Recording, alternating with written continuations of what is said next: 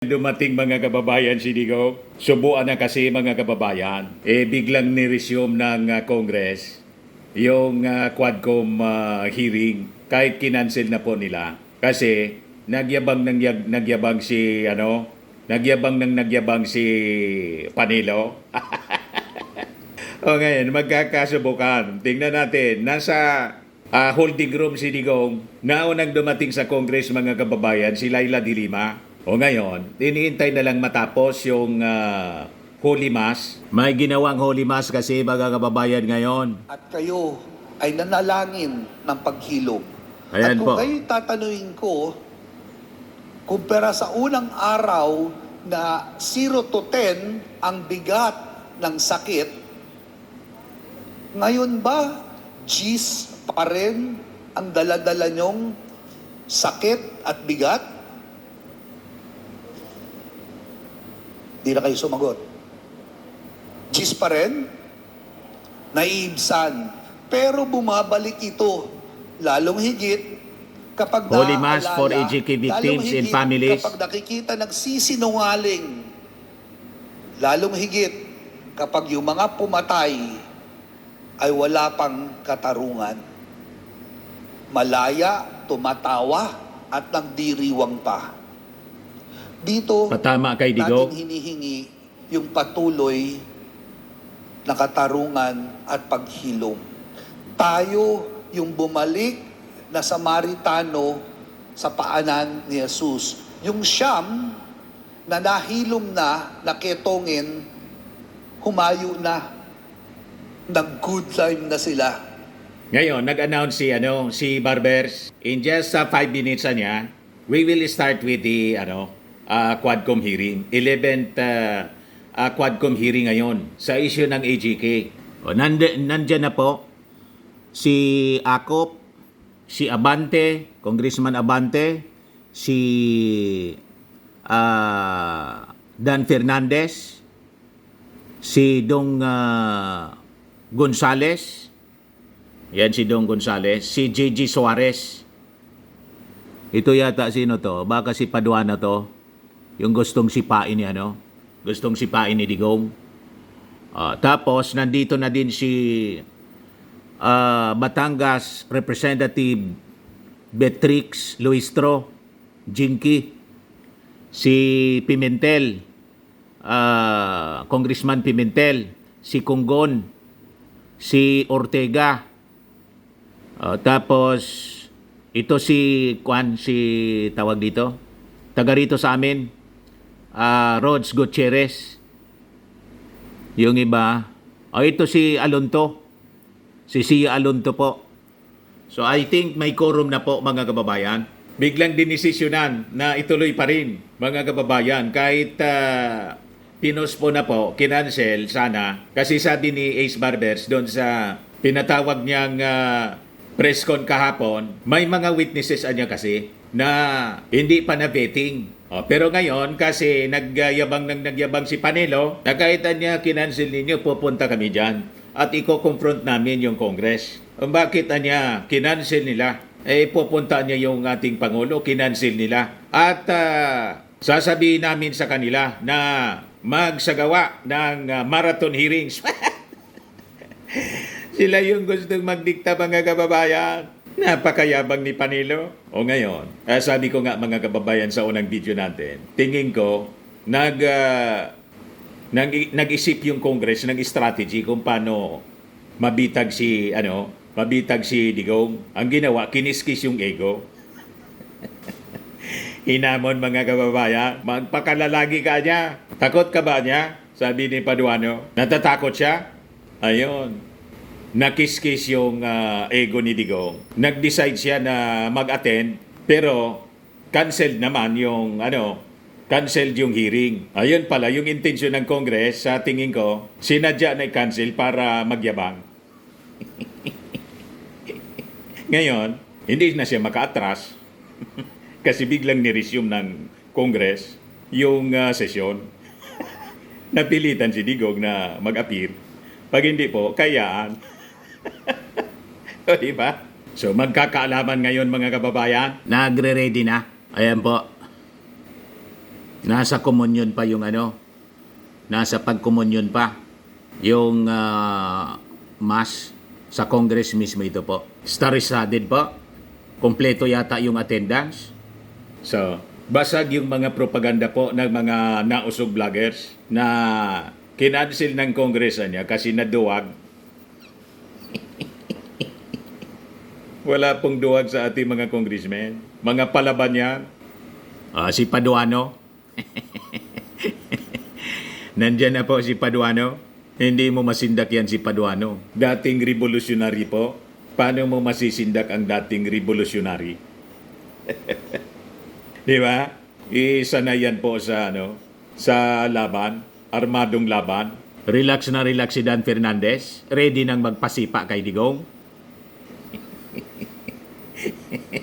Tingnan natin kung talagang sisipain ni Digong yung ating mga congressmen. O ito yung pagdating niya, ni Digong, mga kababayan,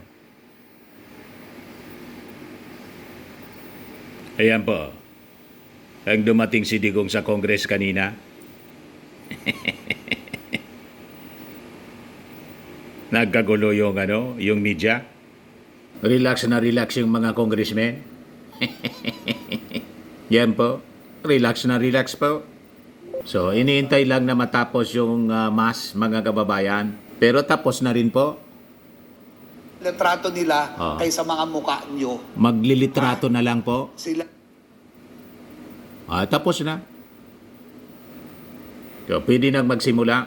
Nag-picture-picture muna, siyempre, yung mga families na biktima ng EJK. Nagpahulimas po sa Congress mismo. Yung minion ni Digong na si MJ Kiambao Reyes, nag-post ngayon, si Lorraine Badoy daw, pinalabas sa gallery. Yan ang post niya. Pinalabas si Lorraine sa gallery, pinuno ng mga families of EJK victims. They're really trying to intimidate PRRD. Hindi man siya po kailangan doon, hindi man siya imbitado. Makadaglag lang siya sa crowd. Di ba? Dapat kung papasok ka doon, imbitado ka. Tulad namin, nung mag-attend ako sa Congress ng hearing, imbitado kami ng mga vloggers to cover. Pag hindi ka po imbitado, hindi ka man dapat papasukin dyan. Kasi dagdag konsumo ka lang, dagdag crowd, makasikip ka pa. Wala ka mang papel, tapos dagdag ka pa sa snack. Di ba? Hindi man siya kailangan doon. Ang kailangan si Digong, malapit nang magsimula po. Meanwhile, kasi hindi pa man po nagsisimula, idagdag ko na muna itong balita. Kaya sabi ng ating Pangulo, PBBM, Philippine-US relations won't change with Trump's victory. So tiwala yung ating Pangulo na yung strong relationship between the Philippines at Amerika with Trump as the new president, hindi po magbabago. Kasi yun ang mga pinapakalat na mga fake news ng mga nausog. Kasi daw barkada ni Digong si Trump. Kung ano-ano na lang ang naisip na pakulo ng mga minions ni Digong. Malapit na magsimula. Si Representative Garin. Ito hindi ko masyado familiar dito sa babae. Ito yung taga rito sa amin. Si Bungalon, AKB Representative Jill Bungalon. Madaling sabi, full force yung Congress. Kahit yung mga dati hindi umaattend sa Quadcom hearing po, umattend na ngayon. Para arapin si Digong. Di ba? Maging witness sa paninipa ni Digong po at possible pagmumura kung paintulutan siya ng Congress, hindi i-contempt. Pero tingin ko, hindi papayagan po ni Paduano. Ipo-point of order ka agad po. Kung gusto niya makipagsipaan kay Paduano, di okay. Ready po sa ganyang ganyang pisikalan si Paduano. Ang maganda, pikunin dapat ng ating mga congressmen si Digong para umusok po. Call to order na po. Committee on Public Order and Safety, this Quadcom hearing is now called to order. For the Committee on Human Rights, this meeting is now called to order. For the Committee on Public Accounts, the meeting is now called to order. May we ask the committee secretary to please lead the committee in prayer before we start our committee hearing today? Please rise. In the presence of God. Father God, we thank you for this auspicious day where you have given us once again the opportunity to prayer. congregate in this hall to discuss and probe the critical issues that occurred in the recent past, but the aftermath continues to haunt and affect us gravely in the present. Father, we earnestly pray to you to lay your loving hands in the conduct of our hearing by first granting our honorable members the wisdom and insight in sorting through the different information and testimonies that we would be presented to them and enable them to distinguish the facts from the falsities. And second, by empowering our resource persons the courage to be truthful in their responses so that the veil covering the truth we seek can finally be peeled back and the justice can be had by those who have sought it all this time. Almighty God, may you bless our proceedings today, that truth will come out and that righteousness and justice may reign. May you guide the members of this committee. May you give them wisdom, courage, and determination to seek the whole truth from the lips of our resource persons. Thank you for your unconditional and genuine love, O Lord. In Jesus' name we pray. Amen. So kahit mga kababayan, yung mga hindi dati umaattend sa Quadcom hearing, nandyan. And Attorney Martin Delgra. I believe they are our resource persons are here.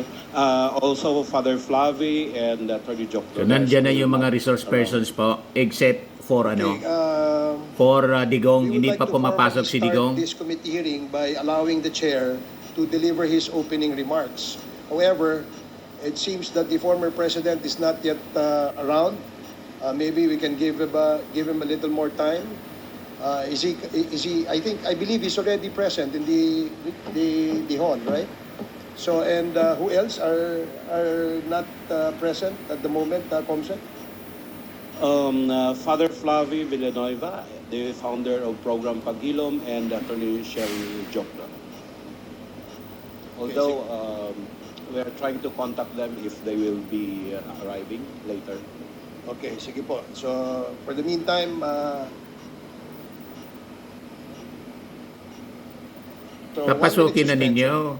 Iniintay pa po na pumasok. Pinapapasok na ang bida niya, Mr. Maravillas. Biglang magkasakit. Halata na. Pag halimbawa sumama yung pakiramdam at hindi tumuloy sa Quadcom hearing, huwag niyang ipapaya yung sarili niya. Dapat tumuloy siya.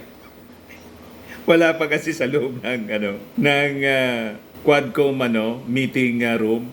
Lahat ng mga witnesses nandyan na. Si Digong na lang yung wala. Pinapasok na siya sa Congress. Nag-suspend muna. 1 minute suspension. Naghihintay. Yung mga nakabantay kung papasok si Digong na nakataas na yung paa para manipa. Tumayo na siya, si Paduano. Ready na sigurong salagin yung sipa ni Digong. Ikaw kaya talaga, Mr. Siya yung nagsabing gusto niyang manipa. Sipain ko niya kayo. Pag pumasok siya sa session hall, nang nakataas na yung flying kick, nakataas na yung paa, maniwala kami. Ito na. Ayan. Nguya-nguya na parang kambing. Pumasok na si Digong, nakatungkod. Parang hindi man maninipa yata. Si Attorney Conte ng ICC, ayaw tumingin ni Attorney Conte. Parang, hearing is resumed. ayan, So to formally si Panilo, start, yung napakayabang na Bicolano. At pinapasok din si Lorraine. Fake news si to deliver his Fake news si opening MJ remarks. Kiamba Very short. Reyes. Para lang po maumpisahan natin itong ating committee hearing. To our Senior Deputy Speaker Aurelio Dong Gonzales, the principal proponent of the hearing of the Quadcom, to our Deputy Speaker J.J. Suarez, to co-chairs Joseph Caraps Paduano, Chairman Dan Fernandez, Chairman Benny Abante, Vice Chairman Romy Acop, my esteemed colleagues, Honorable former President Rodrigo Duterte, Magandang umaga po sa ating lahat. Mayong buntag, Mr. President, maradyaw na buntag o maayab-ayabak po Kapampangan. Una sa lahat, nagdesisyon ang Quadcom members na ikansela sana ang pandinig na ito ngayon sa kadahilanang hindi pa po natatapos ang mga pagsusuri namin sa mga taong gustong lumabas at magpahayag ng kanilang mga nalalaman ukol sa mga usapin na tinatalakay ng Quadcom. Partikular ang pagkalat ng ilegal na droga at extrajudicial killings. Kaya po minabuti na ikansila muna. Ito pong pagkansila ay naiparating ng maayos at sa tamang oras sa lahat ng kinauukulan, kabilang na ang tanggapan ni dating Pangulong Rodrigo Duterte. Kaya naman ng aming maabalitaan na darating ngayon sa kapulungang ito upang kumprontahin ang Quadcom kung bakit kinansila ang hearing kung kailan nandito na sa Manila ang dating Pangulo, ay minabuti na namin na ipagpatuloy na upang ma-take advantage namin ang inyong presensya kahit na walang formal na sagot ang inyong abogado sa inyong pagdalo ngayong araw. Pangalawa, ang Quadcom po ay nabuo ng mapagtanto ng 4 na komite na iba-iba ang sakop at jurisdiction na nag-o-overlap na pala ang kanilang mga iniimbestigahan at marami ang tumutukoy sa pare-parehong kaya minabuti na pagsahin at hindi ulit-ulit at ang pagtalakay sa pare-parehong usapin at pabalik-balik ang mga witnesses at mga congressmen. Nasasayang ang pera ng bayan. Hindi sinadyang nag-overlap ang mga issues. Subalit nakita ninyo kung paano ang iligal na droga ay naghudyat ng mga patayan na ngayon ay tinawag nating extrajudicial killings. At naging konektado rin ito sa mga pogo at mga taong nakita na nasa likod ng mga iligal na droga ay siya ring may kinalaman sa pogo at may koneksyon din sa mga matataas na opisyal ng gobyerno. Dito nagsimula ang mas malalimang investigasyon kung saan maraming nasangkot sa mga revelasyon ng mga taong humarap dito.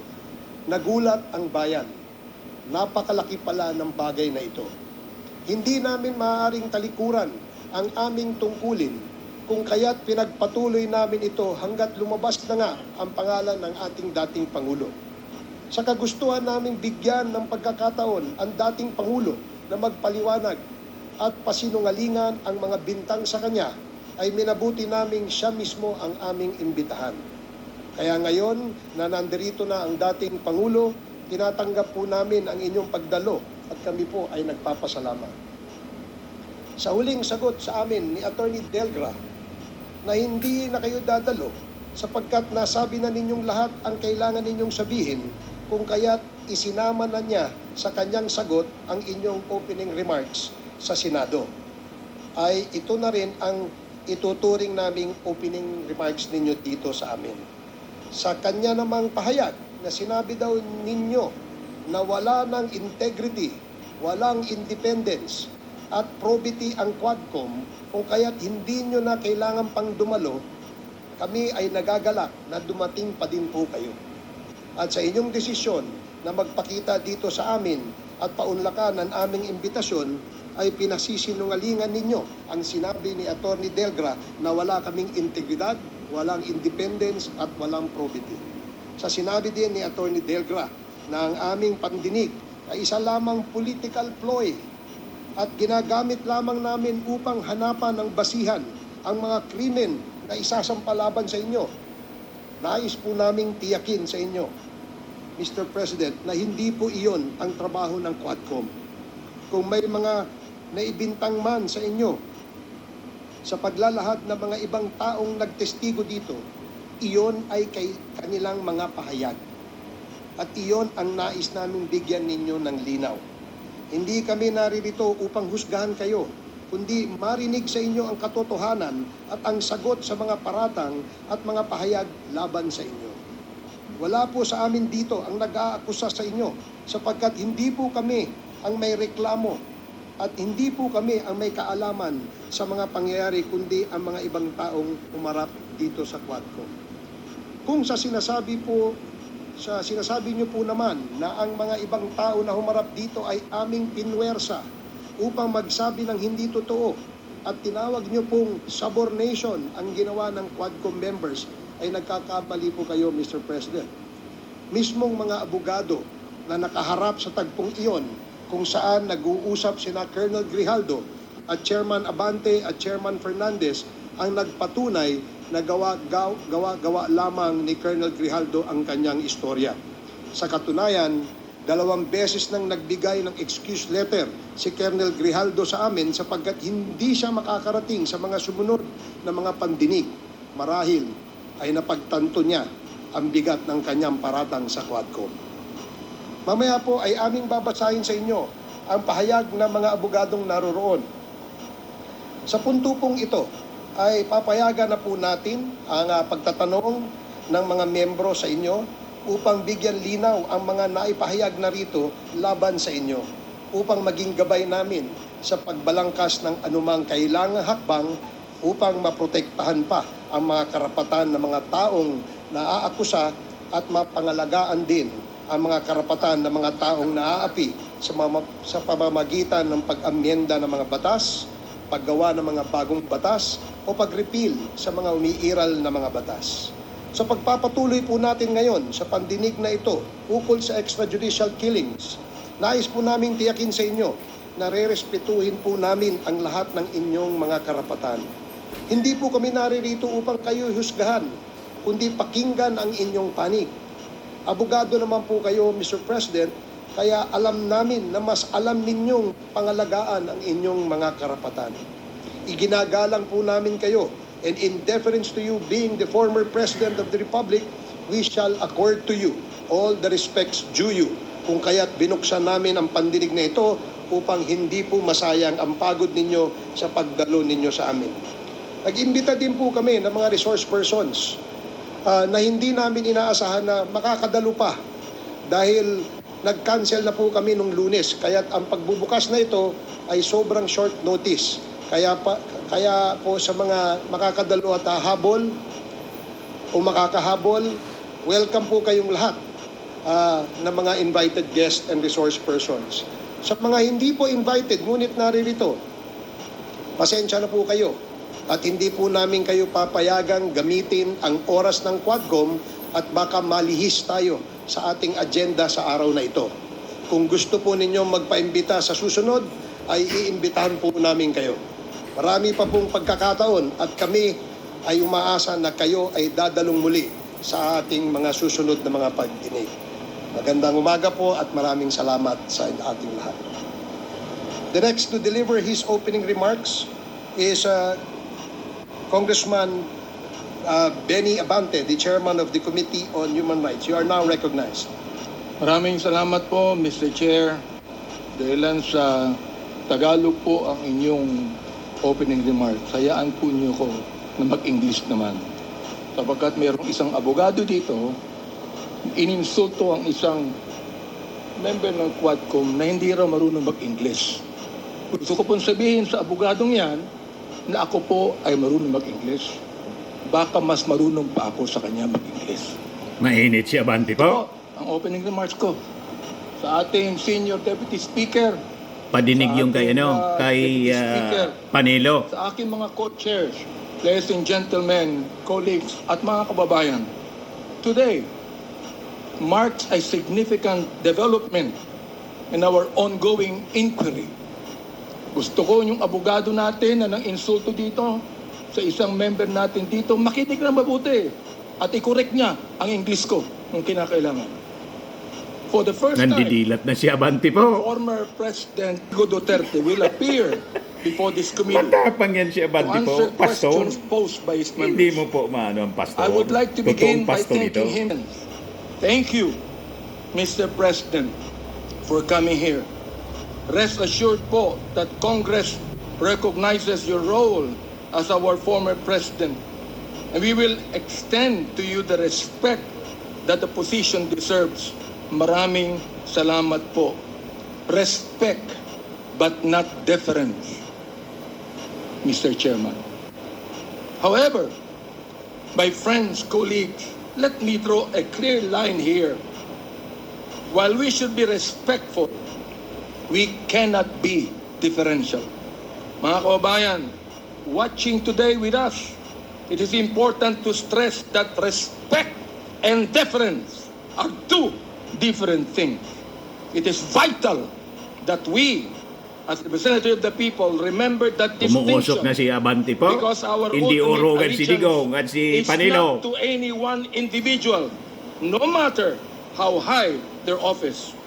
We answer to a power greater than any president. We answer to the Filipino people and to God.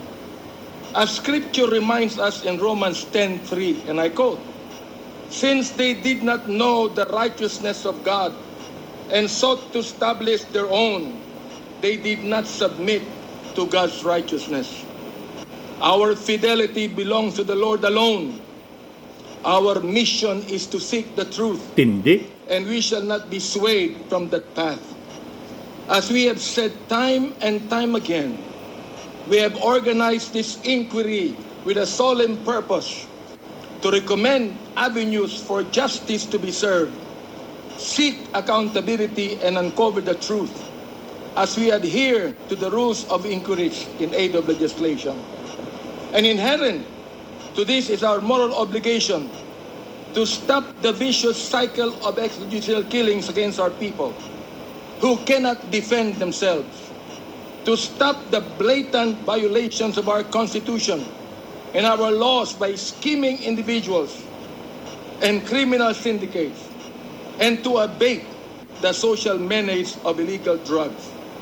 It is our sincere hope that the former president's presence here today will aid this objective, not hinder it. Today, we ask everyone here, including the former president, to speak openly and honestly, as this inquiry's goal is not to cast blame for its own sake, but to serve the cause of justice. Mr. Chairman, marahil po, hindi na ako nakikilala ng ating former president. Magpapakilala po muli ako. Mr. President, ako po si Bishop Benny Abante, ang Pangulo ng Bible Mode, Bible Believers League for Morality and Democracy, na mayroong 6,000 churches sa buong mundo. Kung naalala niyo, Mr. President, bago kayo tumakbo and you were still deciding to run, I was invited by a common friend to meet with you. And we did at the Fairmont Hotel in Makati. I hope that you would remember that. With me are two pastors, and we prayed together. I prayed for you, asking the Lord to give you the right decision to run for the presidency. I do not know you from Adam, Mr. President, but I believe in your cause. I believe in your plan. And because of this, Mr. President, I work hard to campaign for you. Many of the pastors of the Baptist community voted for you. Gusto ko pong marinig ito ng mga DDS trolls at DDS vloggers na tumitira sa amin at sinisira ang aking reputasyon. Gusto kong sabihin sa kanila, ilang boto ba ang ibinigay nyo kay former President? Ako po, Mr. President, libu-libong boto ang binigay namin sa inyo. Nagpasalamat ba kayo sa akin? Hindi. Sinumbatan na po? Nilapitan niyo po ba ako? Hindi. Mabuti pa, Senator Bongo, Mr. President, nagpunta sa aking simbahan at nagpasalamat sapagkat sinuportahan namin kayo at siya, Mr. President. Now, gusto kong sabihin po dito sa Quadcom na ito, ako ba'y lumapit sa inyo para humingi ng pabor? Hindi po. Ako ba'y lumapit sa inyo para magrekomenda ng justice, magrekomenda ng general, magrekomenda ng cabinet secretary? Hindi po. Hindi ako nagpunta ng Malacanang nung kayo nanunungkulan sa loob ng 6 na taon. Isang beses lang. Ako po ay nagsabi kay Senator Bongko, kung maaari na makapag-usap po tayo. Pumayag po siya. At nag-usap po tayo, if you would remember that, Mr. President. Nag-usap tayo confidentially. Ano pong ginawa ko? Binuksan ko po ang Biblia. Ipinakita ko sa inyo na walang ibang tagapagligtas kundi ang Panginoong Kristo. Ipinakita ko sa inyo ang maaaring magbago ng buhay natin, walang iba kundi ang ating Panginoon. Sinabi ko sa inyo ang nakalagay sa John 3:16, "For God so loved the world, that He gave His only begotten Son, that whosoever believeth in Him should not Sinermonan po? but have everlasting life." Binantayan ko ang inyong panunungkulan. Nakita ko na maganda ang plano nyo. Nakita ko po, Mr. Chair, na ayaw ng Pangulo na itong bansang Pilipinas mahulog sa kamay ng mga drug lords at drug traffickers. Maraming salamat po sa inyo. Nagsimula kayo ng war on drugs. Kami mga kapastoran, bilib po sa inyo, sa inyong ginawa. Sabi nyo, 6 months lang, kaya nyo tapusin ang war on drugs na ito. Inabot po kayo ng 6 na taon. Hanggang ngayon, meron po tayong war on drugs. Hindi po namin nakalain, Mr. President, na sa war on drugs na yan, mamamatay ang more than 30,000, Mr. President. Hindi ko akalain na more than 7,000 na mga drug pushers ang mamamatay sa kamay ng mga kapulisan at sa kamay ng mga riding in tandem. At sinabi po ng ating ibang kapulisan, at gusto kong sabihin, hindi po lahat ng kapulisan, sapagkat ang karamihan po ng ating kapulisan mga mabuting tao at nais protektahan ang bansang ito. Sinermonan Pero talaga po? ang ilang mga pulis pumatay po. At dito nag-testify ang ilan na merong reward system na inyong itinanggi nung kayo ay nag-testify doon sa Senado. Hindi nagpasidyak Ngayon siya, Bati po? ilang bishop po ng Bible mode. Hindi ko akalain na kinakailangan pumatay tayo ng more than 30,000 people para masugpo po ang drugs sa atin. Aba, Mr. Chair, talo pa natin ang Mexico. Sapagkat ng Mexico, nakita ko wala pang 10,000 namatay. Talo pa natin ng Colombia. Naging killing fields po ang Pilipinas nung panahon ninyo, nung kayo nanunungkulan. Kinumpronta Naniniwala po talaga? kami na dapat hindi manatili ang drugs dito sa ating lipunan. Subalit, hindi po ako naniniwala na dapat tayong pumatay ng more than 30,000 people. Dahilan dito, pinatay si Kian Alejandro. Ano ang kasalanan niya? Kian de los Santos Pinatay po? ang isang 3-year-old na bata na nahagip ng stray bullet dahilan pumatay sa isang drug pusher. Pinatay ang 9-year-old na bata doon sa Caloocan, Mr. President, Mr. Chair. Ang kanyang bala ay nandun pa sa kanyang katawan nung siya'y nilibing. Subalit anong sabi ng funeral service? Siya po'y namatay dahil sa pneumonia. Pinatay po ang isang driver ng tricycle driver sapagkat sinakay niya ang isang drug pusher. Yung drug pusher pinatay, pero yung driver ng tricycle pinatay din, Mr. President. Hindi niyo po alam to. Hindi niyo po alam to. Ngayon, meron pong isa dahil sa tokhang kumatok sa isang pintuan, hinanap ang isang taong nangangalampilo na isang drug pusher. Hindi nakita. Pinatay ang pinagtanungan. Yung pilo, buhay pa, Mr. President, Mr. Chair. At naglalago pa, palagay ko, ng drugs ngayon. Hindi ko po maintindihan to. Hindi ko po maunawaan kung bakit ganon. Samantalang sinuportahan kayo ng maraming pastor ng Baptist community. Ang ilang mga kapastoran po nandito at ilang mga pastor namin nanunood ngayon at pinapakinggan ang aking tinig, Mr. Chair. Ako po ay binabas araw-araw ng mga bashers ng DDS troll, ng DDS vloggers. Minumura itong taong ito. Sinisira ang aking reputasyon. Minumura po ako ng katulad ng inyong pagmumura, Mr. President. Matindi. Hindi ko akalain kung bakit gagawin nila yan. Ang tanong ko, ilang boto ba ang ibinigay ng mga DDS vloggers sa inyo.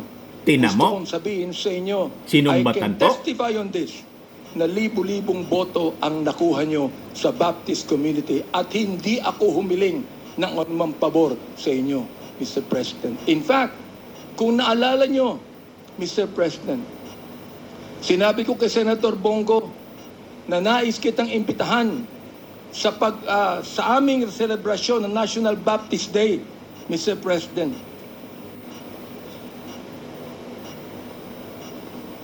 Niendo ko lang po yung pakikipag-usap na ito ni Delga sa ating presidente para po makapakinig po sa akin ng tama. Inibitahan ko kayo. Nagpunta ho kayo, Mr. President. Doon po sa SMX, nakita nyo ang 7,000 na mga Baptist leaders na nakinig po sa inyo. Sa inyong speech, Mr. President. Oo.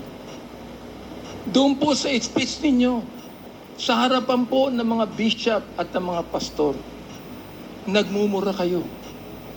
Pinagbigyan po namin kayo. Kahit na hindi maganda sa amin makarinig ng mura, pinagbigyan po namin kayo dahil kayo ang Pangulo at dapat namin kayong irespeto, Mr. President. Andito ho ako, nakaupo sa harapan niyo. Nagpapasalamat sa pagkakataong ito na masabi ko ng buong katapatan sa inyo ang ginawa ng more than 6,000 na mga kapastoran ng Bible Mode para sa inyong eleksyon bilang Pangulo ng Pilipinas. Nung akin pong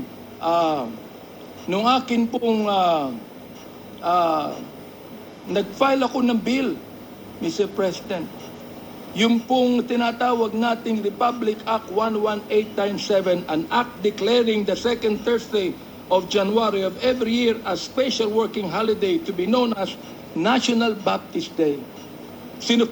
Sinuportahan po ito ng lahat ng mga congressman. Sinuportahan po ito ng lahat ng mga senador. Okay. At nilagay po sa inyong opisina. Pinirmahan nyo ba ang bill na yan? Hindi po. Naging batas yan because it lapsed into law after 30 days. Pero, okay lang po sa amin yun. Okay lang po sa amin yun. Yun na lang siguro ang maaaring pasalamat ninyo, Mr. President, sa amin. Bilang pagboto namin sa inyo ng mga libo-libo mga Baptist leaders at Baptist members sa buong kapuluan. Hanggang ngayon, nirerespeto po kayo ng aming kapastoran. Hanggang ngayon, pati yung kapastoran po namin sa Mindanao, ginagalang kayo. Marami kami pastor sa Davao na ginagalang po kayo. Bakit po? Sapagkat kayo ay naging Pangulo ng Pilipinas. Ang kahilingan lang po namin dito, Mr. President, habang kayo po ay kinakausap namin ngayong umaga, ang kahilingan lang po namin dito ay sana po naman respetuhin po ninyo ang Quadcom hearing na ito sa pamamagitan ng hindi paggamit ng mga vulgar words, Mr. President. Sapagkat gusto kong sabihin sa inyo bilang warning na kapag kayo po ay nagmura sa Quadcom hearing na ito, I will make a point of order on you. Meron po akong batayan na batas sa tinatawag po nating disturbance of proceedings. Gusto kong basahin doon po sa Psalm May warning na sidigaw. 109, 17 to 18 and 28. Hindi ko alam kung naniniwala kayo sa Diyos. Hindi ko alam kung naniniwala kayo sa Biblia. Samantalang sa isang pagkakataon, tinawag niyo ang Diyos na stupid, Mr. President. Tinanggap po namin yan sapagkat kayo Pangulo. Oo. At nagpapasalamat ako. Hanggang ngayon po, buhay pa kayo. Kahit na po tinawag niyo ang Diyos na isang estupido. Diyos. Correct. Oo. Hindi ko alam kung katanggap-tanggap yan sa lahat na mga nakikinig sa akin ngayong umaga. Pero ito po, gusto kong basahin sa inyo bilang isa rin namang warning. Sa wikang Tagalog, babasahin ko.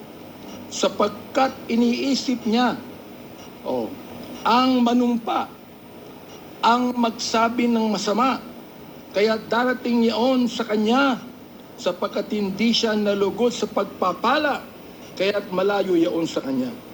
Dahil binihisan niya ang sarili niya ng pagsabi ng masama o pagsumpa na gaya ng kanyang sariling damit, yaoy papasok sa kanyang kalooban na gaya ng tubig at gaya ng langis sa kanyang mga buto. Hayaang sumumpa sila. Hayaang sila ay magmura. Ngunit magpala ka. Ang kahilingan po namin ngayon, Mr. President, sana po, imbis na mura ang marinig namin sa inyo, sana po, bigyan nyo kami ng pagpapala sa Quadcom na ito. Sapagkat hindi personalidad ang tinutukoy namin dito. Ang tinutukoy po natin ito, issue na kinakailangan po natin tuldukan sapagkat ito po'y kailangan ng ating bayan. Kapag sila'y bumangon, sila'y mapapahiya, ngunit ang iyong lingkod ay magagalak. Yan po ang sinabi sa Salmo, Mr. Chair, Mr. President.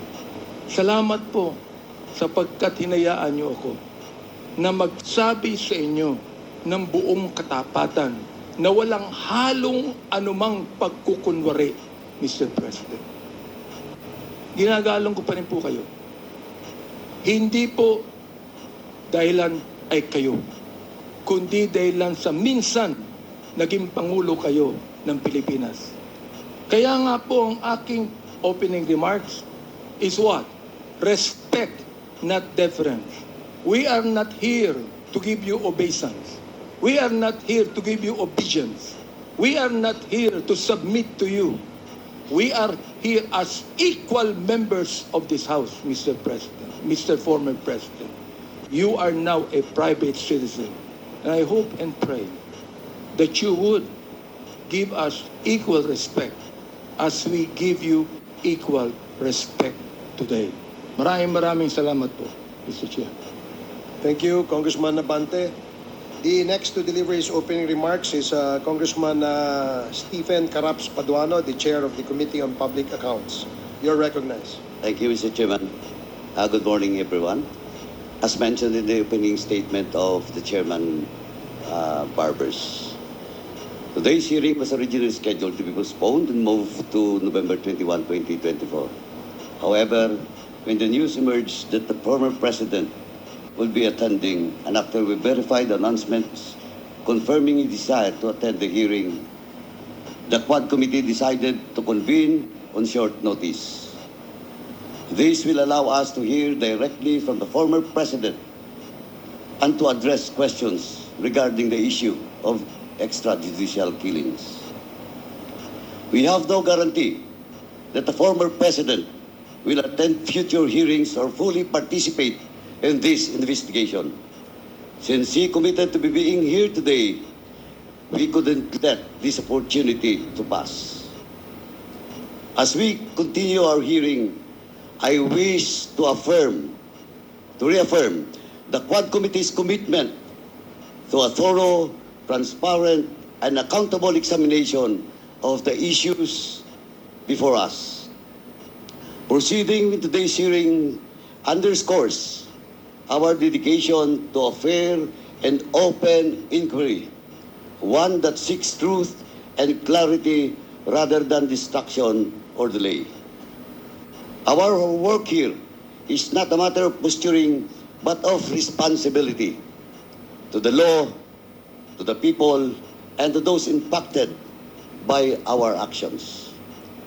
If this hearing will be used as a platform to score propaganda points, then we should not waste the public's time.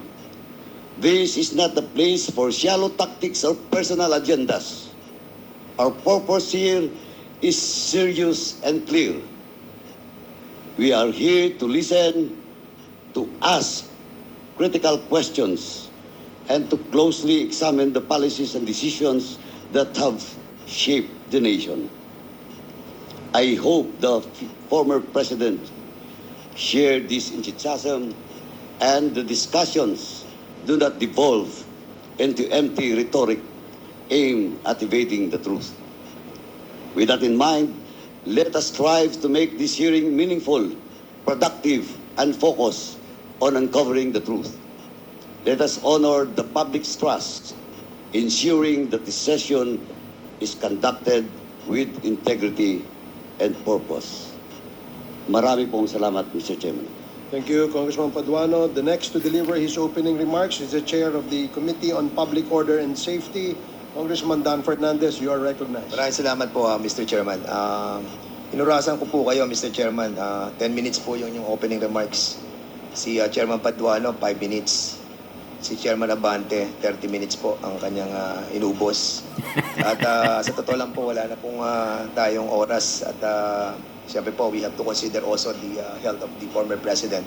And I think I will not be delivering any opening remarks. And I will be asking na lang po siguro yung ating pong technician to present a video clip. And that will form part of my opening remarks, Mr. Chair. And advice lamang po kay sa ating chairman, huwag mo masyadong seryoso yun yung mga bashers mo. As a matter of fact, madami po talaga mga bashers, pero alam mo, mga troll farms yan eh. At huwag na lang po nating intindihin. Kung ayaw mo masaktan, no, edi huwag kang magbasa. I think we all know na marami po talaga itong mga troll farms. At yan naman po talagang ginagamit na taktika against us all. But at any rate, Mr. Chairman, ito pong video ito na ginawa po ng ating pong Quad Committee ay will be form part of the committee. Before that, Congressman Fernandez, how many minutes is that video? Siguro mga ano po yan. Kung meron kang 10 minutes, meron siyang 30 minutes, meron siyang 5 minutes, 7 minutes po yan, Mr. Chairman. So, just make sure allow it's a us. short presentation. It's a short Your Honor. presentation, Mr. Chairman. Okay, salamat po. Sige. Mr. Chair, Yes, Congressman gusto ko Amando. lang pong sagutin yung sinabi ni Congressman Fernandez. You have 2 minutes. Oo. Alam mo talagang marami, pero hindi ko binabasa yan. Hindi ko inaalala yan. Gusto ko lang sabihin sa DDS Troll at DDS Vloggers, ilang boto ba ang ibinigay nyo sa former president sa botong ibinigay ng Baptist community sa kanya? Yun lang po ang tanong ko. Thank you, Congressman Abante. You have made your point in your opening statement. So we will now proceed. Instead of delivering an opening remarks, you said you're going to show a clip. Is that correct, Your Honor? Yes, this was created by the Quad Committee, by all the members. So let us present this video. Okay, please, the technical group, can you please play the clip?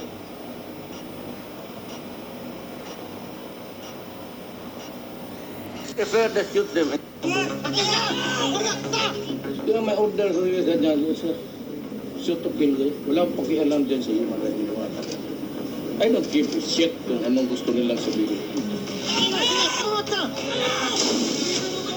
I killed about 3 of them because there were 3 of them. I didn't really know how many bullets from my gun went through inside their bodies, but it happened. I say I shoot them dead. I prefer to shoot them in the heart or in the head. If you insist on a drug war, I will kill you. 8 beses siya pumatay ng tao, tagang parang masaya siya basta may namamatay na tao. Yan ang habit niya. Kasi yung pinatay ko, medyo nag-ano rin yun. May galit rin yun sila sa akin. Ang nasamahan ko dyan yung sa pagkapatay, paglilibing, siguro mga 300 plus katao yung nalibing ko. Until the last pusher is out of the streets. Until the last drug lord killed. Talagang papatayin kita.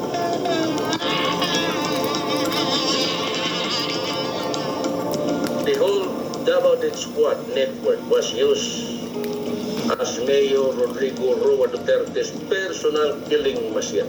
Kakinurap mo yan kung sinong sunduin kita ng helicopter papuntang Manila, katapon kita sila. They took advantage of our blind loyalty to him and our greed for money to promote and protect his personal and political interests. I will assume full legal responsibility. Ayun. Kaya ang human rights, ako ang magharap niyan, hindi naman kayo. All of our targets were killed based solely on the intel information and orders given by Mayor Rodrigo Roa Duterte himself. Ang kasalanan ko lang, yung mga extrajudicial killing. It's not a dog, my son. It's not a dog or a pig to kill like them. Siya ang pinaka-protector ng mga drug lord dito sa Pilipinas. Basic example niyan is si Michael Yang at si Adam Lim. Sinasabi ko, I can clean it in 6 months. And after that, I realized na nagkamali talaga ako. Kaya siya ang pinaka-lord of all the drug lords.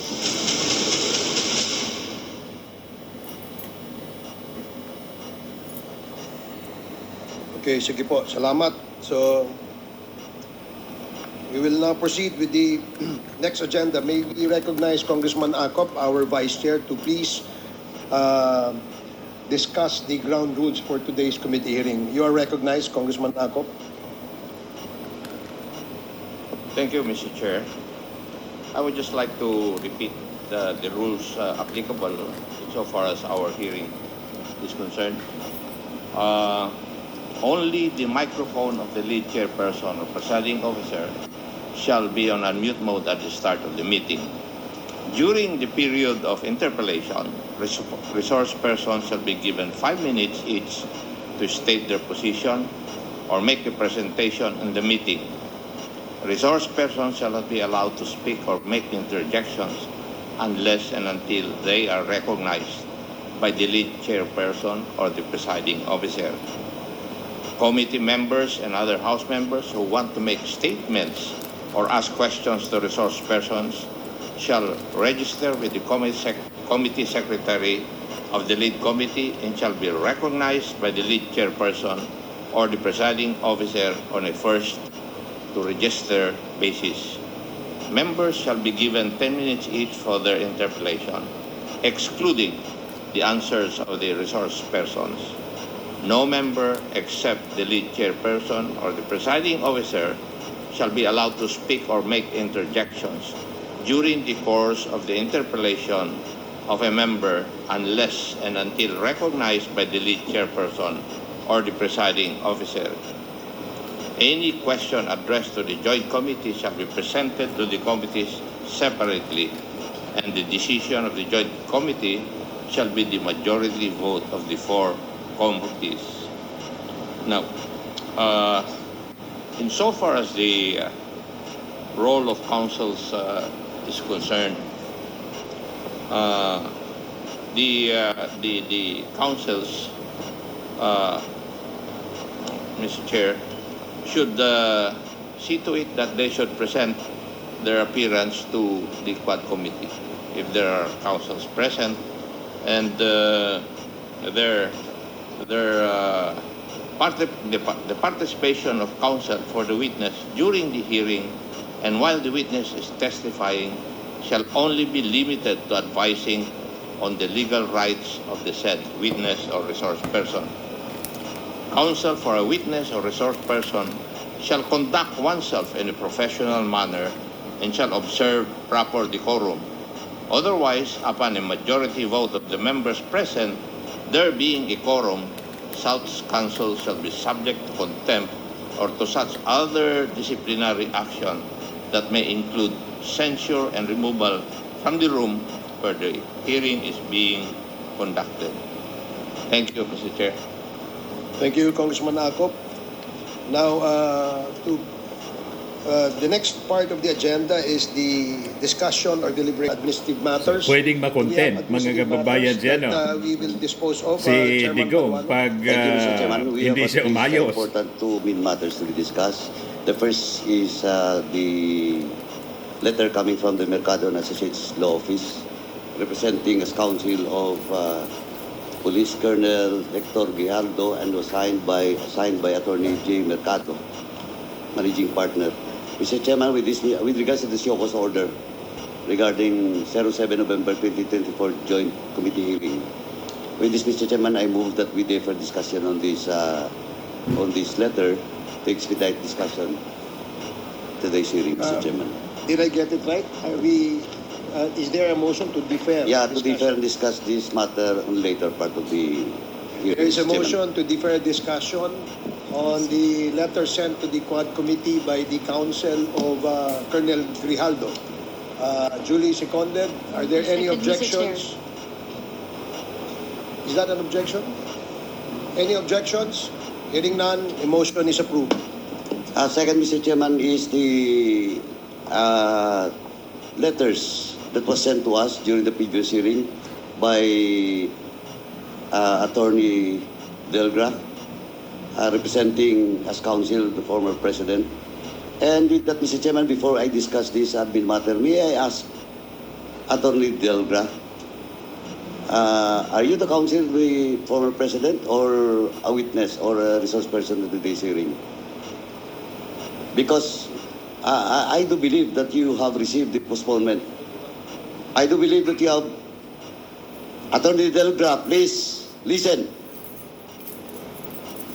Winarningan na po. I do believe that you have received the postponement invitation for you. If I may, Did you receive the invitation? we did, Your Honor. Then you also received the postponement. We did, Your Honor. So now, I may ask you, are you counsel of the former president? Now, today? I come here both as counsel of the former president as well as resource person because I received a letter of invitation to appear before this committee So to explain both, the circumstances of the two letters that we sent to this committee. I suppose that was the premise of the Quads Committee's invitation to me to appear. That is correct. If I may, Your Honor, we have invited Attorney Delgra as our resource person because during the last hearing, there was a motion from Congressman Adyong. Mainit si to ano, si invite him, Paduano. Yulisin na niya. Congressman Flores and Congressman Adyong to invite Attorney Delgra to discuss the contents of the letter he sent in behalf of the former president. And that is the reason why we sent an invite to Attorney Delgra, Your Honor. And at the same time, he is likewise appearing today as the counsel to the former president.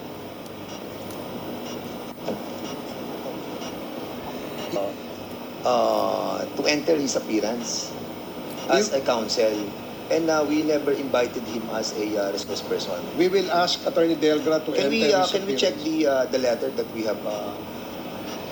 Your Honors, if I may,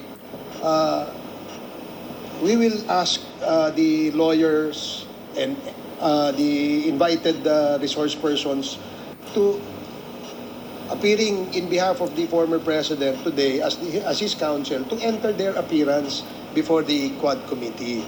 And we will get to that later on after we dispose of the administrative matters that we have at the moment. So, Congressman Paduano. So with that, Mr. Chairman, discussion with regards to admin matters on the letter sent to us by Attorney Delgra, since he's also a resource person, we will discuss this during the turn of Attorney Delgra, Mr. Chairman. But before we proceed, Mr. Chairman, let me ask lang po, on record, for the record lang po, for the former president, do you confirm, sir, that we received a letter coming from you, signed by you, granting authority to Attorney Delgra as your counsel? Just for the record po. Your Honor, you are correct. Thank you. Thank you, Mr. President. Former President, that's only my question. We're talking about lawyers. I have two additional lawyers. Okay. Let them, Attorney Belio and Attorney Panelo. so let them have their entry. So that If they will recognize with the chairman. Thank you, Mr. President, for that answer. Thank you po. We will now ask the lawyers of the former president to enter their appearance before the Quad Committee before we proceed with the committee proper. Attorney Panelo, Hindi please enter umobra your yung angas appearance. ni Digaw. Sinupalpal agad ni Paduano. Yun lang anya yung Attorney tanong Delgra. namin. sila lang. Yan. Your Honors, entering my appearance as counsel for former President Rodrigo Roa Duterte, Your Honor. Okay, thank you.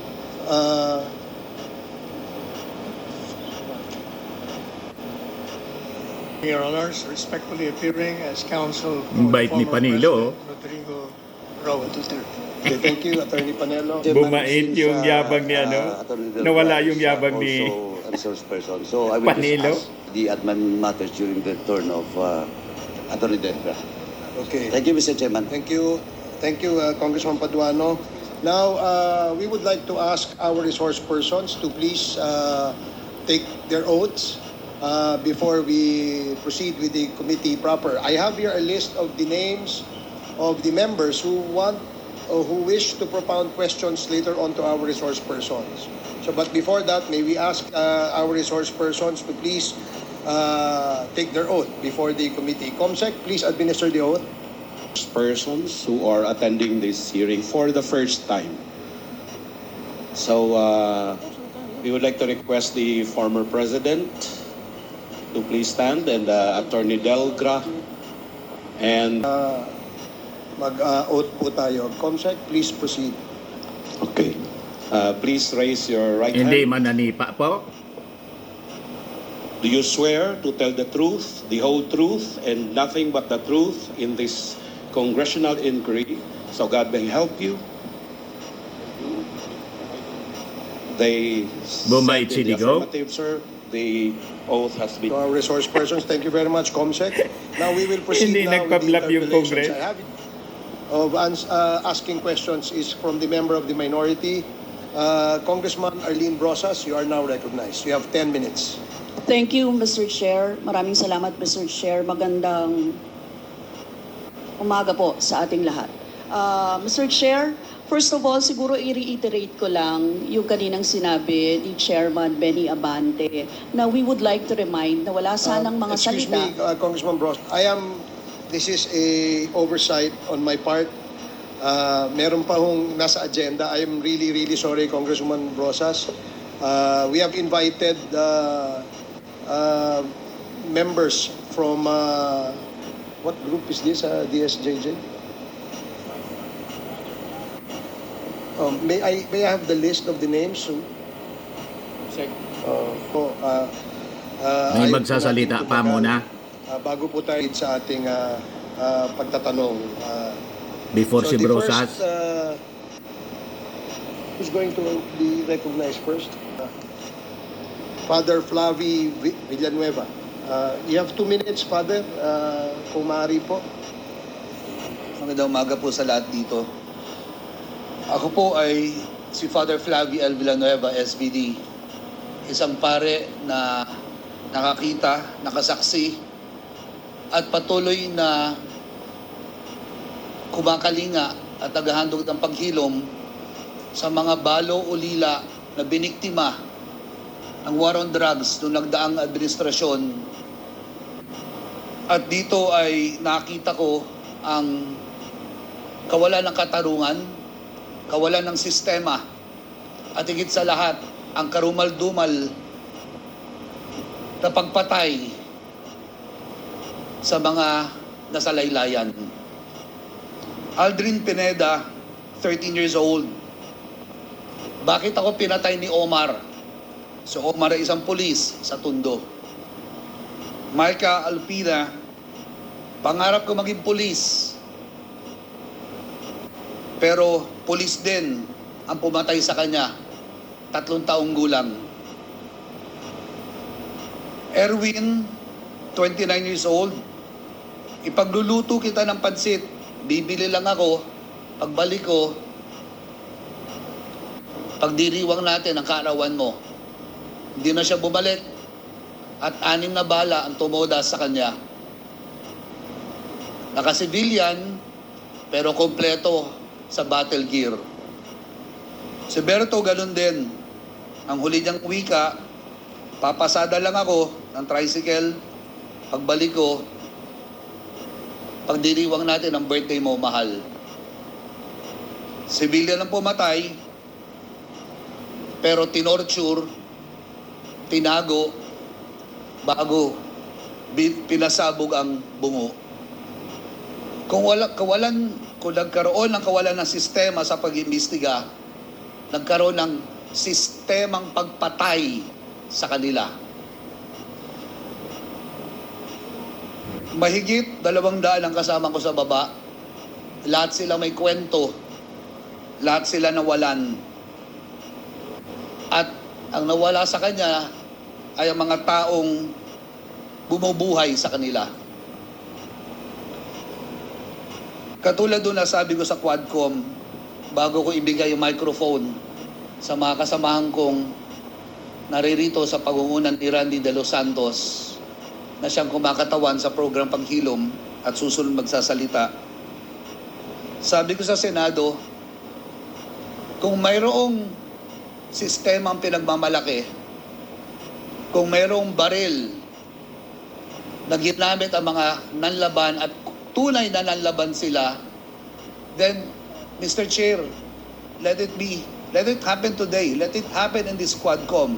Let us call the directors of operations and ask ilang baril ang naroroon sa kasalukuyan. Then we would know kung ilan po ang tunay na nanlaban, kung meron talaga na nanlaban. Those firearms would have corresponding reports attached to them. It should have. Then we would know the real reason, if it's a myth, kung gawa-gawa o totoo. But because what we know is that what happened in Davao simply was replicated nationwide. I will park for the moment and allow the victims that I'm with to speak, beginning with Mr. Randy De Los Santos, the uncle of Kian De Los Santos. Si Atty. Conti naman po. Your Honors, we are here as lawyers, advocates, and supporters of victims of extrajudicial killings during the time of President Rodrigo Duterte. We charge him as liable for crimes, the most heinous of which would be crimes against humanity in the acts of murder and other inhumane acts. And these acts would include illegal and wanton arrests and detention, torture, harassment, violations of the right against self-incrimination, and most critically, violation of the right against due process. He is liable under the principle of command responsibility as the most senior leader, as the commander and the superior authority over police and other state security forces. He is liable for conspiracy because of the institution of a state policy to neutralize, negate, whomever he identified as so-called quote-unquote enemies of the state under the guise of anti-drugs, anti-criminality, and anti-insurgency campaigns. He is liable as a principal by inducement or a principal by indispensable cooperation, having ensured that these killings and these crimes are committed with horrifying impunity. Your Honor, kasama ko po ngayon ang mga parang sinakluban ng langit at lupa noong panahon na yon. Pero ililinaw po namin na hindi po kami sasama, hindi po namin susundin yung imbitasyon ni Presidente Duterte na sumama sa kanya sa impyerno. Dito lang po kami sa mundong ibabaw para po ipaglaban ang katarungan. Your Honor, please avoid yes, Your Honor. Taunting. Whatever, for lack of a better word, iwasan po natin yon. Yes, Kasi Your po, Honor. tayo po ay mga professional dito at gusto po natin sana maging matiwasay yung ating pagpapakonduct ng hearing na ito. I hope you understand. Yes, Your Honor. I'm just echoing statements from the Senate hearing, Your Honor. But anyway, ang para po sa amin, wala pong kapatawaran kung walang katarungan at walang katarungan kung walang katotohanan. Kaya ito pong pagkakataon na ito ay para po malaman kung bakit ang quote-unquote war on drugs, gera laban sa droga, naging massacre ng mahihirap. Kung bakit, akala ko ba ubusan ng droga, ang nangyari po parang meron pa palang protector ng mga drug lord na nasa posisyon. At nandito po ang ating mga biktima para isalang po sa ating pong komite at sa investigasyong ito kung ano nga ba ang tunay na nangyari at kung sino ba ang dapat managot. Maraming salamat po, Mr. Salamat Chair. po. Salamat po, Attorney Conti. Ang susunod po na magsasalita ay si Miss Christine Pascual. 2 minuto lamang po, Mrs. Maaari. Samaan na po. Na nangarap lang po na isang maging gamer at napagsabay naman niya po yung pag-aaral at ang kanyang kahiligan. Natanong ko lang po kasi sabi mga nanay, kung hindi rin po, sana po, naging batas ni Mr. President po, ang pagpatay na walang makukulong, sana po wala pong maraming namatay na ganitong inosente mga bata po. At lalo din po kami nasaktan ng kalooban nung time pong nalaman namin na may reward. Parang ganun lang po, napaglaruan yung buhay ng mga mahal namin sa buhay. Kaya, kay biro man po o hindi, ang nasabi niya pong batas niya, hindi rin po maganda sa aming kamukha namin mga mahihirap. Kaya lang po, lumalakas din ang loob namin. Ito na lang po yung paraan sa kamukha namin mga mahihirap kung paano po manawagan sa inyo at buksan po ang puso nyo na hindi po biro hanggang ngayon ang nararamdaman namin. Nagmahal lang po kami ng mga pamilya namin, kaya ganito po kami lumalaban. Hindi sana magkakaroon ng ganitong maraming namatay ko na disiplina po agad ang ginawang batas po ng ating presidente. Magandang Lori umaga Pasco. po sa lahat. Ako po si Lori Pasco. Nanay po ako ng 2 anak ko na pinaskilan. Ano po yan? May 2017. Ito po ay isang security guard at ito naman po ay binata. Ang masakit po ay 4 po yung naiwan. Mahirap po sa amin talaga. Hanggang ngayon po ay walang hustisya dahil po wala talaga pong masusing investigasyon para dun po sa mga pinaslang. Kaya nagpapasalamat po kami sa ganitong pagkakataon dito po sa binigay sa amin sa Quadcom na makadalo para po maipahayag namin ang kung anong nangyari po sa aming mga mahal sa buhay na pinatay na lang po ng ganon-ganon na lang po na wala pong tamang proseso po ng pag-iimbestiga. Mary Ann Domingo. Lubos kaming nawala ng dignidad. Inalisan kami ng dignidad ng mga may... Halos naging kontrolado po ang ginawa ng war on drugs. Yung time po noon, natutulog lang po kami na aming pamilya. Inakyat po kami ng mga kapulisan. Paulit-ulit ng mga makawang aking asawa at ang aking anak. Pagkatapos po noon, hinila po kami palabas. Sa pilitan kami hinila palabas. At makikita mo po doon na pati yung isang anak ko po ay binitbit sa van. Tapos po noon, bigla po kami may mga narinig na po to. Pinatay na po yung aking asawa at anak. Mr. Chair, Balik na kay salamat, Brosas. Mr. Chair, again, i-reiterate ko lang, Mr. Chair, yung reminders no, na hindi magsabi ng pagmura siguro kasi sanay po yung nakaraan kahit po sa Senate hearing may mga ganon. Ano?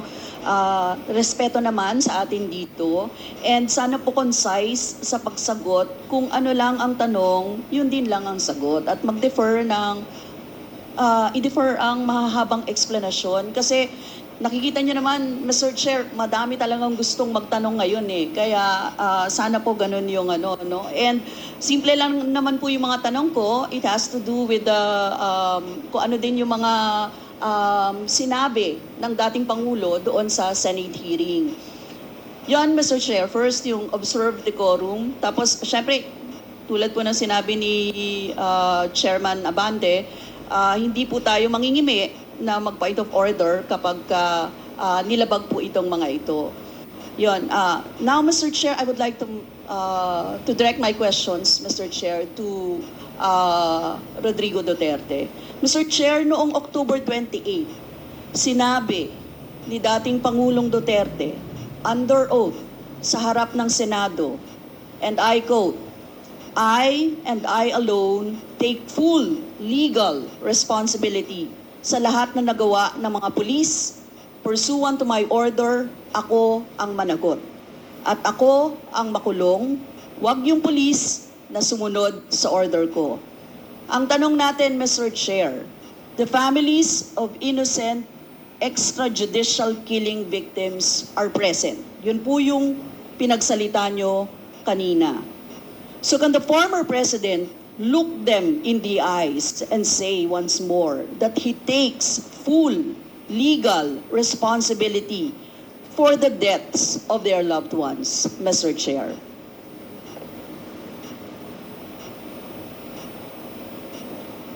Mr. President, can you... What's the question? What Hindi is the nakikinig. question? Can you repeat the question? Mr. Chair, sinabi niya po na full responsibility. So, Mr. Chair, totoo ba yan? Correct. Very correct. Since I was a president, and there was this, until now, serious problem about drugs, I had to issue or make a policy statement about drugs. At all that happened, yung nangyari pursuant to my order to stop the drug problem in this country, akin yun. Akin na akin yun. Ako ang nagbigay ng order kasi ginawa nila illegal or legal, akin yun. Thank you, Mr. Chair. I take full responsibility for it. Thank you, Mr. Chair. Yun po yung tanong ko. Yung families of innocent extrajudicial killings, kayo din. File the case in court. Mr. Walang Chair. problema. Nandiyan ang korte. Yes, Mr. Chair. Second question ko. Responsable kayo kasi polisiyan nyo yon. Kumbaga, tatak Duterte. Dahil polisiyan nyo rin yan, tama ba? Sa Davao. Nung nasa Davao pa kayo. Tama ba na tawagin po itong Davao model or Davao style? Mr. Chair? I cannot control the semantics. Mr. Chair, yes or no? Davao style. Do not ask me to answer yes or no. You are not an investigator. Mr. Chair, tayo po ay nasa investigasyon kasalukuyan, Yes, Mr. but you Chair. are not an investigator. Why are you asking me to answer Mr. yes Chair, or no? tinatanong ko lang naman. Point of Nag-init na. Nag-init ka agad? Ano ka, pulis? Point or order ka agad? The session is suspended for the meantime, so please, let's take time to calm things down, okay? Para ho maayos ang ating hearing sa ngayon.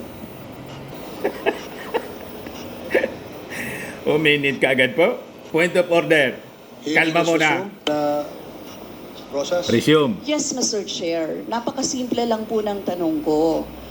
Tinatanong ko lang po kung yes or no, Davao style ba yung inyong modelo. Mr. Chair, ayaw niya sagutin. So, Mr. Chair, hindi ko maintindihan yon.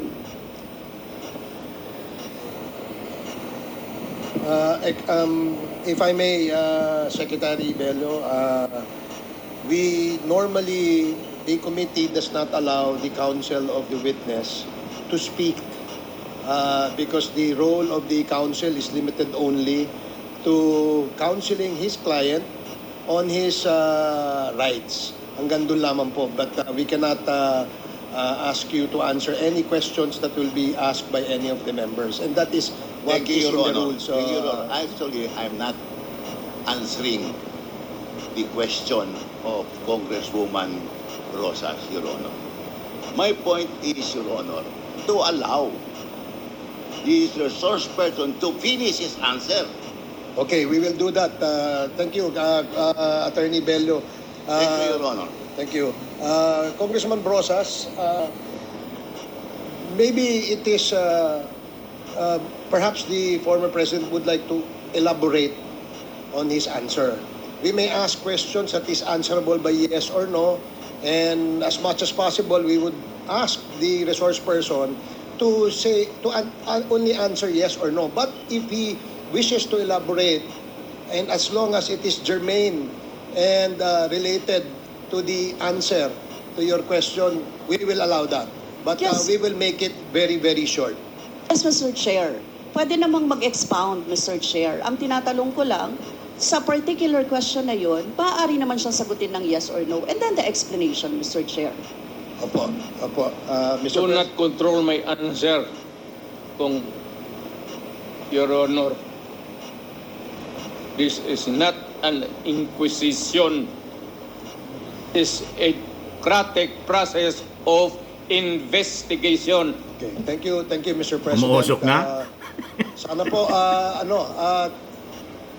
if there are questions that will be propounded by the members, hopefully, medyo, kung gusto po natin mag-elaborate, we will allow that, provided that kung maaari po sanang iksian lamang po natin, nang sa ganun, malinaw. And for the members who wish to ask questions that are answerable by yes or no, please make the questions very clear para ho masagot po ng yes or no, Your Honors. So I hope para ho maayos yung ating pagtakbo ng ating hearing sa ngayon. So please proceed, Congresswoman Brosas. Yes, Mr. Chair. Mr. Chair, ang tanong ko, sinasabi nyo rin na ang war on drugs ay talagang utos nyo. Diba? Pag sinabing war on drugs, Duterte yan. Sa inyo na nadikit yan. Unless, eto po, tanong na pwede nyo i-expound. May iba kayong gustong itawag doon? Meron po ba kayong gustong ibang itawag doon? Wala na po. Sabi ko, I assume full responsibility for whatever happened in the actions taken by the law enforcement agencies of this country to stop the drugs or the serious problem of the drugs affecting our people. Mr. Chair, next question. Nung naging mayor po kayo, sabi nyo naging safe ang Davao. Tama po ba? That would be that should be answered by a third person. I would not be answering that. It would be presumptuous of me to conclude. Hindi ako magsabi. I never said that Davao City was not publicly. Mr. Chair, as mayor, masasabi nyo na naging safe ang Davao sa panahon nyo? Talaga. Kasi walang kriminal sa kalye? Talaga. Walang snatcher? Walang snatcher. Walang akyat bahay? Walang akyat bahay. Walang magnanakaw? Walang magnanakaw. Walang mamamatay tao? Walang mamamatay tao. So yun po lahat? Yes. Oh. So walang mga kriminal o walang insidente ng kriminalidad, bakit po? Merong mga insidente, not totally. It would be a dream of a city not to have any criminal incidents or violence. Pero overall, Davao City was safe. If the test or standard would be that a citizen of the city can walk all over the city and men and children can go home safely, unmolested, undisturbed. That was the standard that I gave to the police of Davao City. Mr. Chair, I would like to ask, hindi ba nagkandamatay sila sa panahon na yun? Marami po. Sino-sino po ang mga pumatay? Wala akong listahan yan, ma'am. We have to go to the tawag nito.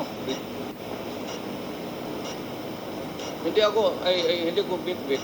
Ang bit-bit ko lang ho yung hindi. Mr. Chair, I would like to ask again, no? Sa inyo po na karanasan, kayo mismo ba pumatay? Ako? Marami. Mga 6 o 7.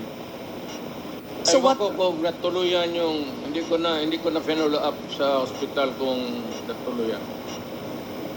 Quote ko lang, ipaalala ko ulit, Mr. Chair, kasi mula din ito sa Senate hearings, ano.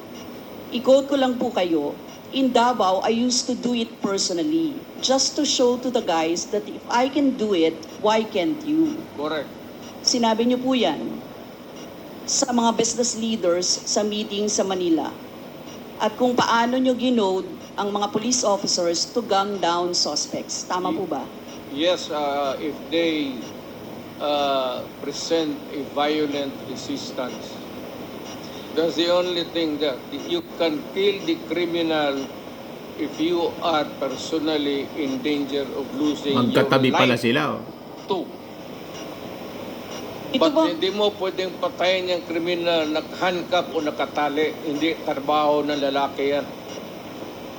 Ito pong second, Mr. Chair, na quote, kayo rin ito. And I'd go around in Davao with a motorcycle, with a big bike around.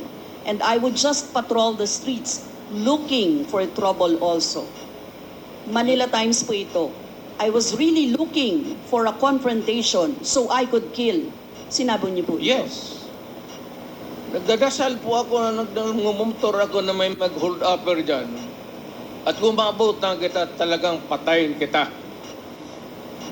At kung basta kriminal ka, wala akong pasensya sa kriminal. Pagka lumaban, patayan.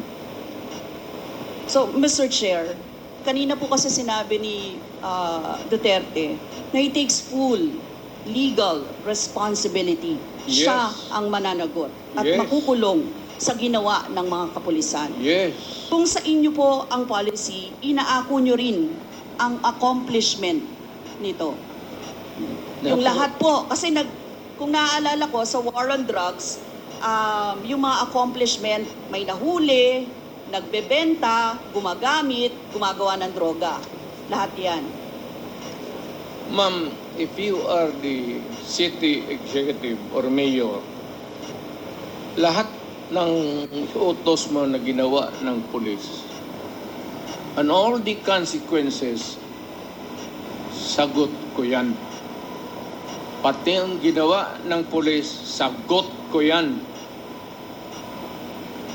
Pati po yung accomplishment kung may nahuli, enforcement of law yun. Accomplishment din po yung na-confiscate na drugs. Tama ba? Lahat ng trabaho ng pulis, because you are the mayor, inutos mo yan, and the consequences, or sometimes an incident can go right and go wrong. Protektahan ko yung pulis kasi ako ang mayor. Hindi magtrabaho yung pulis, matakot yan kung hindi mo bakaban. So lahat ng trabaho ng pulis, nung ako'y mayor, for the longest time, akin yan. So, Mr. Chair, alam niyo po ba kung ilan ang arrested sa mga drug operations at how much ang drug na na-seize nung time na yan? Ma'am, I was not notified in advance that I have to make an accounting for the arrested persons in Davao City. That is, I would not want to. That would not be a proper question. For a Mr. Chair, resource sabi person. niyo yung accomplishment report sa inyo yan. Accomplishment, yes. Accomplishment is another thing. But you see, to ask for the number of arrests or killings, that would be a stupid question. Mr. Chair, sinabi po ninyo na aakuin nyo lahat. E di syempre may accounting din kayo, Mr. Chair. At kabisado nyo, kahit nga kabisado ninyo kung ilan ang hinuli, ilan ang pinatay, Ilan? Dapat may accounting kayo, Mr. Chair. And I believe, Mr. Chair, noong 2017, correct me if I'm wrong, may President's Accomplishment Report kayo, Yes, Mr. ma'am. Chair. Tanungin kita, where were you the other day at 4 o'clock in the afternoon? Point of order, Mr. Chair. Yung nga sinabi ko. Yes, may I remind our resource person, Mr. President, maaari po ay wag po, iwasan po natin magtanong sa ating po mga membro. Please answer the questions lamang po at refrain from asking questions to the members of Congress. Yan po ang nakasaad sa ating rules. Please continue, Congresswoman Brosas. Thank you, Mr. Chair. I'm sure alam po yan, no, ng former President kasi siya ay naging miyembro din ng Kongreso, Mr. Chair. Yes. Yes, Mr. Chair, 2017 President Accomplishment Report meron, sinabi nyo rin naman. Ngayon, Mr. Chair, kung ganon, handang mag-cooperate ba ang dating Pangulo sa lahat ng investigations na gagawin, Mr. Chair? All investigations. What do you mean by lahat? How many investigations do you think that I have to participate? Point of order again, Mr. Chair. That's a 1 minute suspension. walang Tigas ng ulo ni Digo. Bawal nga magtanong kasi siya yung dapat na tanungin. Yun yung nasa rules. Hearing is resumed. Our resource person as well as our members that please refrain for the resource person refrain from asking questions to the members. Please limit your reply to the questions being asked. At sa atin naman po mga members, please go straight to the point. Ask the resource person the question that you wish to be answered. Direkta, para ho hindi tayo magtagal. Mr. Chair. Yes, you have, Congresswoman Brosas, you have 4 more minutes. Mr. Chair, may I interrupt?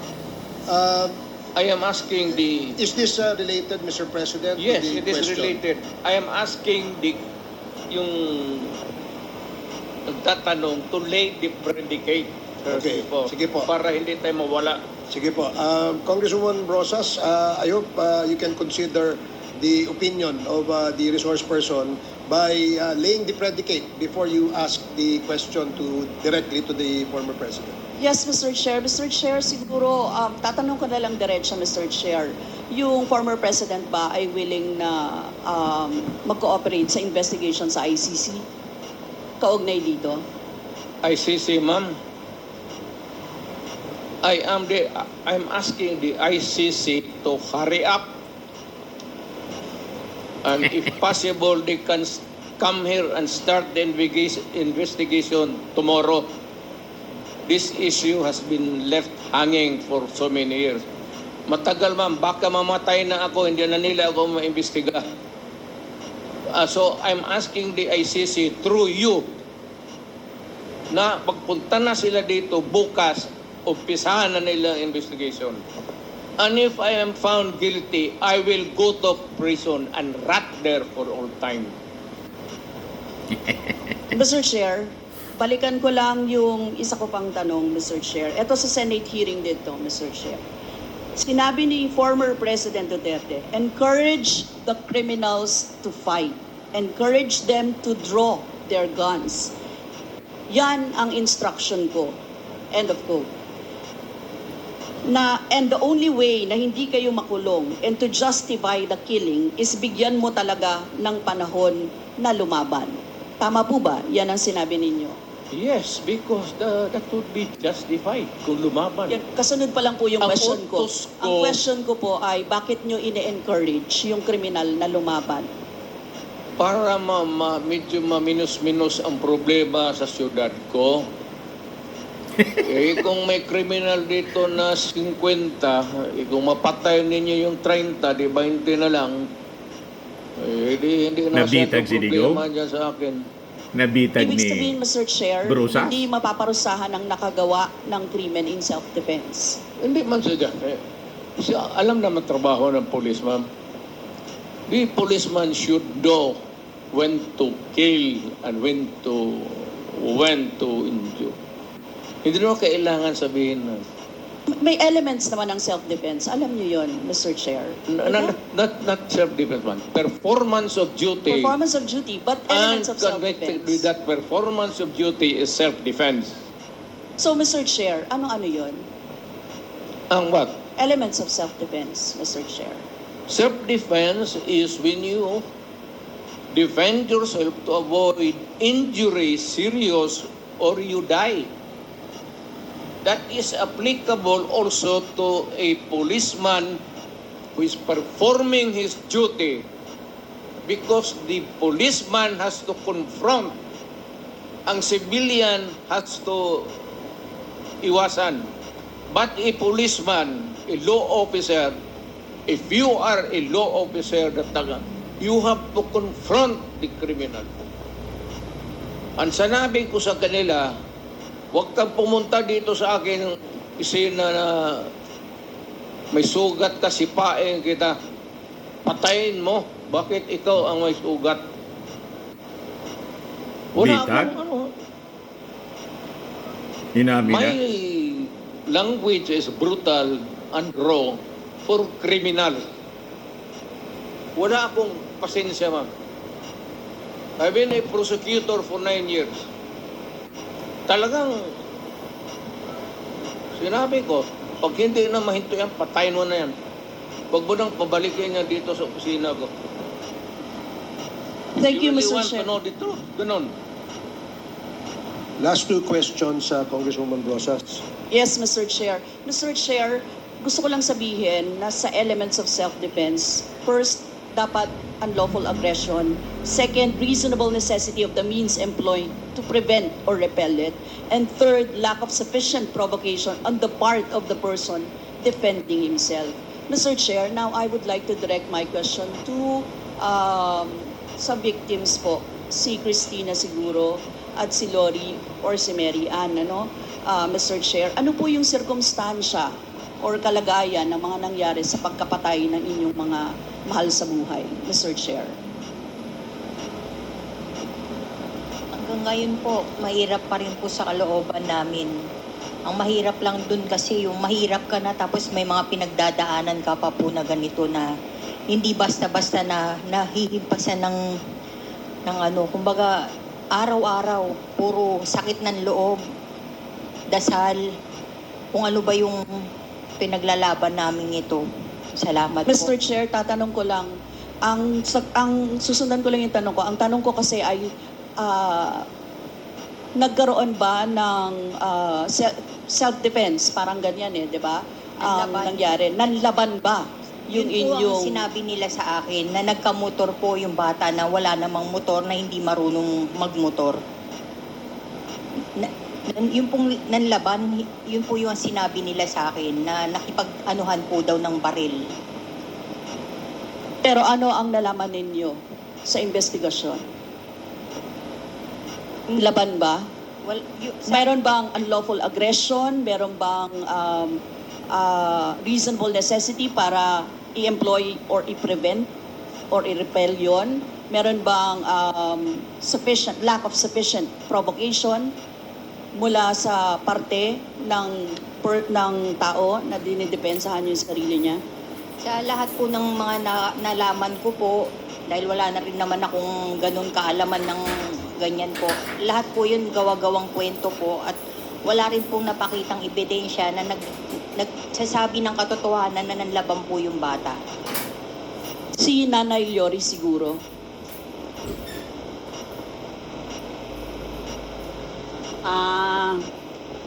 Sa parte po ng aking mga anak na dalawa, nawala po kasi sila ng May 11, tapos nalaman na lang po namin May 12 na natagpuan sila doon sa isang lugar sa Quezon City na patay na sila. Kaya kumbaga, doon sa balita, yun yung napanood ng anak ko na sabi nga daw ay police operation. Pinaghahabol daw sila ng mga pulis hanggang sa nahuli sila at pinagbabarel. Yun po, kasi kukuha lang naman ng lisensya itong kuya, si Crisanto, kasi isa po siyang security guard. Kumuha lang siya ng lisensya noong May 11, pero hindi na ho siya nakabalik. Tapos kinabukasan ho, yun na panood na siya sa isang news sa TV na yun nga, natagpuan na sila na patay na. Tapos yun, pinaghahanap na po namin. Si Nanay Mary Ann. Yung time po nung pinas lang yung mag-ama ko, sa totoo lang, planado po ng mga pulisyo na pumatay po sila. Ang hinahanap po nila, hindi po yung mag-ama ko, yung kapatid ng asawa ko. Nasa police report po nun. Halos planado po nila. Nandyan na po yung soko, andyan na yung punerarya na halos sa amin bilang mahihirap, wala kaming magawa. Halos talagang yung ginawa ng mga opisyal ng mga kapulisan na imbis na magtiwala kami, nawalan kami ng tiwala. Halos sa tingin po namin parang mga na po sila. Hindi na po nila ginagampanan yung mga obligasyon nila bilang mga pulis. Kaya yung time na yon, hindi po makatawo yung ginawa nila sa aming mga mahihirap. So sa tingin niyo po hindi nanlaban? Hindi po. Sa liit po ng bahay po namin, halos 3x3 lang po yung bahay namin. Kwarto lang po. Wala pong mga barilang mag-ama ko. Halos nakaload na po yung mag-ama ko nung time na yun. Paulit-ulit po kami nagmamakawa. Pero pinaslang pa rin po yung mag-ama ko. Thank you, Mr. Chair. That would be all. Lumalabas doon na may mga excesses talaga at mga violations na naganap, Mr. Chair. Mr. Chair, thank you, Mr. Chair. And siguro, Mr. Chair, for the next round of interpellations, pwede pong palista ulit. Maraming salamat, Yes, Mr. opo. Chair. Meron